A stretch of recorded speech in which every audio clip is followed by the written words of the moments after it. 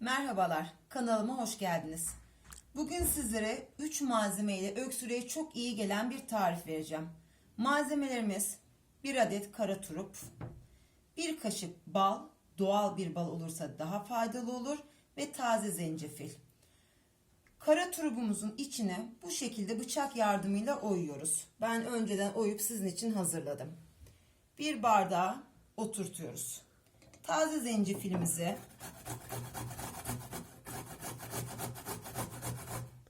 rendeliyorum.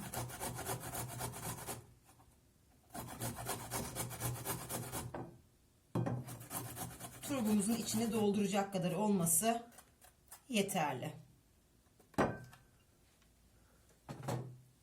Turbumuzun içine oyduktan sonra bir kürdan yardımıyla altından şu şekilde deliyoruz.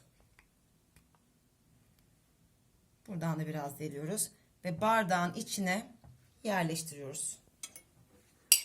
Taze zencefilimizi turbumuzun içine yerleştiriyoruz.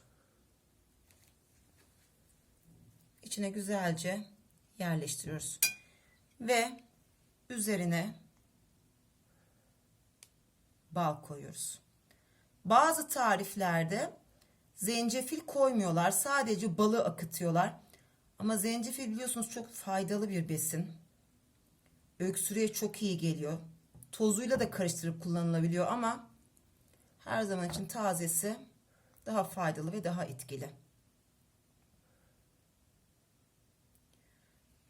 Balımızı da koyduktan sonra evet hazır. Bunu geceden yapıp sabaha kadar bekletiyoruz.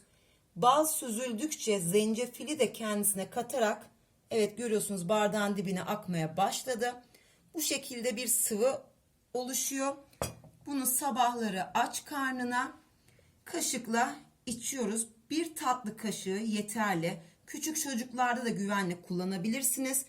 Balı azaldıkça üzerine birkaç kere daha balı ekleyip faydalanabilirsiniz.